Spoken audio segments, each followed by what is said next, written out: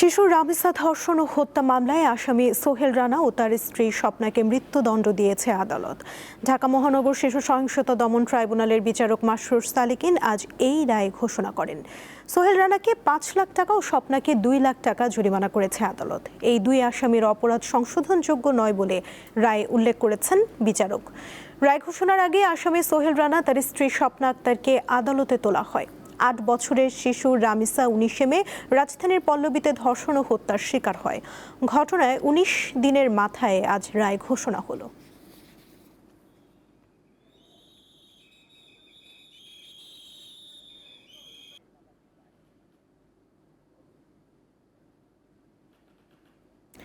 দর্শক, এই বিষয়ে আদালত প্রাঙ্গণে ব্রিফ চলছে, আমরা সরাসরি চলে যাচ্ছি সেখানে।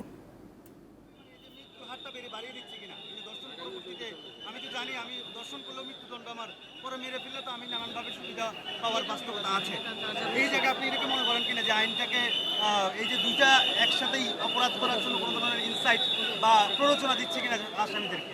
না, আমরা এটা মনে করি যে যেহেতু দর্শনের ফলে যে আসামি যদি মৃত্যু হয়ে যায়, ভিকটিমের যদি মৃত্যু হয় বা ডিসিজে যদি মৃত্যু হয়ে যায়, তাহলে এই অপরাধটি অবশ্যই প্রয়োজন। কারণ এই অপরাধটি যদি এই মৃত্যুদণ্ড না হয়, তাহলে এই অপরাধটাকে দর্শনটাকেও আরও উৎসাহিত করা হবে। সেই জন্য অবশ্যই মৃত্যুদণ্ড প্রয়োজন।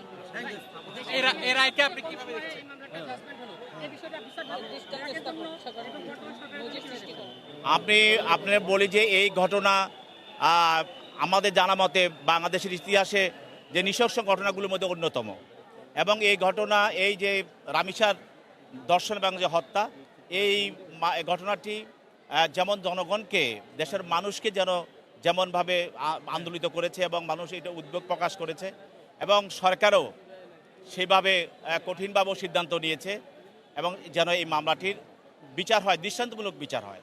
আর আইন যেভাবে আছে আমাদের দেশে, যে এই মামলা যখনই আপনি শুনছিলেন যে কিছুক্ষণ আগে যে বাংলাদেশের ইতিহাসে একেবারে আলোচিত এবং চাঞ্চল্যকর যে হত্যাকাণ্ড, রামিসা হত্যাকাণ্ডের যে বিচারের রায় শেষ হয়েছে, সেখানে দুজনকেই মৃত্যুদণ্ড দেওয়া হয়েছে। পাশাপাশি সোহেলকে ৫ লক্ষ টাকা এবং কি তার স্ত্রী স্বপ্নাকে ২ লক্ষ টাকা জরিমানা করা হয়েছে। অর্থাৎ বাংলাদেশের ইতিহাসে এটা একটি দৃষ্টান্ত হয়ে থাকবে। অর্থাৎ নিম্ন আদালতে যে রায়টি দেওয়া হয়েছে সেটি যেন উচ্চ আদালতে যেন বাস্তবায়িত হয়, উচ্চ আদালতে যেন থাকে এবং কি তাদের সর্বোচ্চ শাস্তি। আদালত প্রাঙ্গণ থেকে এতক্ষণ আমরা ব্রিফ শুনছিলাম। দর্শক, ঢাকা মহানগর শিশু সহিংসতা দমন ট্রাইব্যুনালে রয়েছেন সহকর্মী হেদায়েতুল্লাহ সীমান্ত। তিনি যোগ দিচ্ছেন শিশু রামিসা ধর্ষণ ও হত্যা মামলার রায়ের আরও তথ্য নিয়ে। সীমান্ত, শিশু রামিসা হত্যা মামলার রায়ে আদালত আর কি বলেছেন, বিস্তারিত জানাবেন।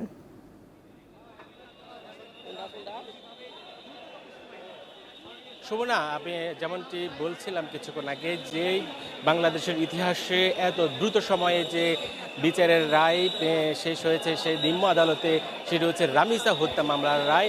আমরা সকাল থেকে দেখেছি যে উৎসুক জনতা এবং কি আইনজীবীরা, বিভিন্ন আইন শৃঙ্খলা রক্ষাকারী বাহিনী, তারা উন্মুখ হয়ে বসেছিলেন যে এ রায় কী হবে। কিন্তু শেষ মুহূর্তে এসে সে রায়, অর্থাৎ যে সোহেল রানা এবং কি তার স্ত্রী স্বপ্না ধর্ষণ এবং হত্যা মামলায় যে হত্যা, সেটি প্রমাণিত হওয়ায় তাদেরকে মৃত্যুদণ্ড দিয়েছে এবং কি পাশাপাশি সোহেল রানাকে ৫ লক্ষ টাকা এবং স্বপ্নাকে ২ লক্ষ টাকা জরিমানা করা হয়েছে। সে রায়ে একেবারে সর্বোচ্চ মহল থেকে এবং কি সাধারণ জনগণ তারা সন্তোষ প্রকাশ করেছে এবং রামিসার বাবাও তিনি সন্তোষ প্রকাশ করেছেন। এই পর্যায়ে সেই আসামিদেরকে বের করে নিয়ে যাওয়া হচ্ছে।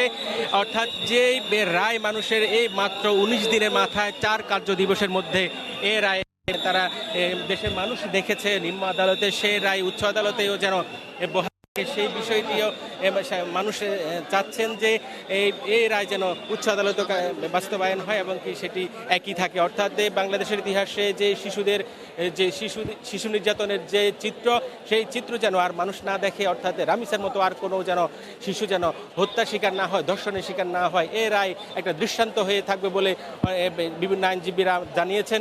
পাশাপাশি যে রাষ্ট্রপক্ষের আইনজীবী এবং কি আসামি পক্ষের আইনজীবী এবং কি রামিসার বাবাও কিছুক্ষণ আগে এখানে কথা বলেছেন তারা সন্তোষ প্রকাশ করেছেন যে এই রায় থেকে যেন, এই দৃষ্টান্ত থেকে যেন আর কোনো অপরাধী যেন সাহস না পায় কোনো শিশুকে দর্শন এবং হত্যা করতে।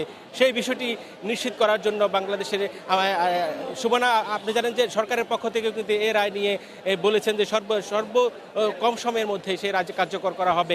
সে প্রধানমন্ত্রী তারেক রহমান এবং সরকারের পক্ষ থেকে যেই প্রতিশ্রুতি দেওয়া হয়েছে সেটি কিন্তু বাস্তবায়িত হয়েছে, অর্থাৎ 4 কার্য দিবসের মধ্যেই কিন্তু সেই রায়ের প্রতিফলন বাংলাদেশের মানুষ দেখেছে, আইনজীবীরা দেখেছে এবং কি সাধারণ মানুষ দেখেছে যে কিভাবে দ্রুত সময়ে ইচ্ছা থাকলে সেই রায় কার্যকর করা হয়। পাশাপাশি আমরা দেখি সকাল থেকে এখানে যে নারী কর্মজীবীরা অনেকে এসেছেন, তারা বলেছেন যে শুধু রামিসা কেন, যে বাকি হত্যা, দর্শন এবং হত্যা মামলা রয়েছে সেগুলো কেন দ্রুত যেন কার্যকর করা হয়, অর্থাৎ রামিসার মতো যেন অন্যান্য যে মামলাগুলো রয়েছে সেই মামলার রায় যেন দ্রুততম বাস্তবায়ন করা হয়, কার্যকর করা হয়, যেন আর কোনো অপরাধ যেন সাহস না পায় কোনো শিশুকে দর্শন এবং নির্যাতন করে তাকে হত্যা না করে, এই দৃষ্টান্ত থেকে যেন যায়।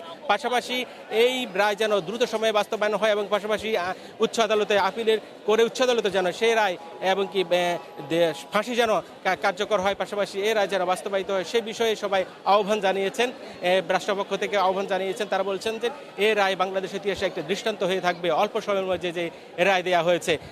সুবনা, সার্বিক পরিস্থিতি বলতে গেলে এখন পুরো যে আদালত চত্বরে কিন্তু উৎসুক জনতা এবং কি সবাই সন্তোষ প্রকাশ করেছেন এই রায় নিয়ে। কিছুক্ষণ আগে সোহেল রানা এবং তার স্ত্রী স্বপ্নাকে নিয়ে যাওয়া হয়েছে, পাশাপাশি আইনজীবীরা গণমাধ্যমের সাথে কথা বলছেন এই রায় নিয়ে। সুমনা, যদি আমি আরেকটু বলতে চাই যে বাংলাদেশের ইতিহাসে এত দ্রুত সময়ে যে রায় কার্যকর হয়েছে সেটি যেন দৃষ্টান্ত হয়ে থাকে, অন্যান্য মামলাগুলো যেন ঠিক এইভাবেই যেন বাস্তবায়িত হয়, পাশাপাশি উচ্চ আদালতে যেন একটা দ্রুত বেঞ্চ যেন স্থাপন করা হয়, এই আইনজীবীরা সেই আহ্বানটি জানিয়েছেন। তারা বলছেন যে এই বাংলাদেশের ইতিহাসে যেন যে নিম্ন আদালতে ঠিকই রায় হয় কিন্তু উচ্চ আদালতে গিয়ে সেই রায় থেমে যায় বিভিন্ন নানা অজানা কারণে, সেটি কিন্তু কার সামনে এগোয় না, অর্থাৎ সেটি শুনানি পর্যায়ে থাকে এবং কি বছরের বছর সেটি চলতে থাকে। অর্থাৎ তারা বলছেন যে উচ্চ আদালত একটি দ্রুত একটা বিশেষ ট্রাইব্যুনাল, বিশেষ বেঞ্চ গঠন করে সেই বিচারেরগুলো, সেই মামলাগুলো যেন দ্রুত কার্যকর করা হয়, দ্রুত বাস্তবায়ন করা হয়, সেই আহ্বানটি জানিয়েছেন। সুমনা, ছিল আমার কাছে নিম্ন আদালত থেকে রামিসা হত্যা মামলার রায়ের সর্বশেষ তথ্য। সীমান্ত, ধন্যবাদ আপনাকে।